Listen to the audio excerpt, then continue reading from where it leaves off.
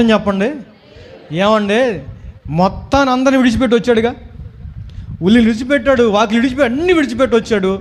ఇప్పుడు 25 సంవత్సరాలు ప్రయాణం చేసి ఇది ఒక 25 సంవత్సరాలు, ఈ ఒక 18 సంవత్సరాల దగ్గర 45 సంవత్సరాల దగ్గర ప్రయాణం చేసి వస్తే ఇప్పుడు అంటాడు దేవుడు, ఇదిగో నువ్వు నిజంగా దేవుడికి భయపడేవాడు అన్నాడు. మరి ఎన్నాళ్ళు?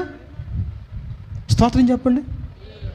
ఏమండి, ఇప్పుడు భయపడేది ఏంది? అప్పుడే భయపడ్డాడు కదా, అప్పుడే ముందుకు వచ్చాడు కదా. అప్పుడు ఆశ కలిగి వచ్చావు, బిడ్డని ఇస్తానని వచ్చావు, బిడ్డ కోసం వచ్చావు, బిడ్డను పొందుకున్నావు, బిడ్డని ఇస్తాను వచ్చిన విశ్వాసం, పొందుకున్న తర్వాత ఉందో లేదో దేవుడు టెస్ట్ చేస్తున్నాడు. అక్కడ నీకు ఇచ్చాడు కదా, నీకు ఇచ్చిన దాన్ని నీకు ఇచ్చి దేవుడు టెస్ట్ చేస్తాడు, నీకు పరీక్షిస్తాడు నిన్ను. అసలు నువ్వు ఇస్తావా లేదా అని, అసలు దేవుని కోసం నువ్వు నిలబడతావా లేదని పరీక్షిస్తాడు.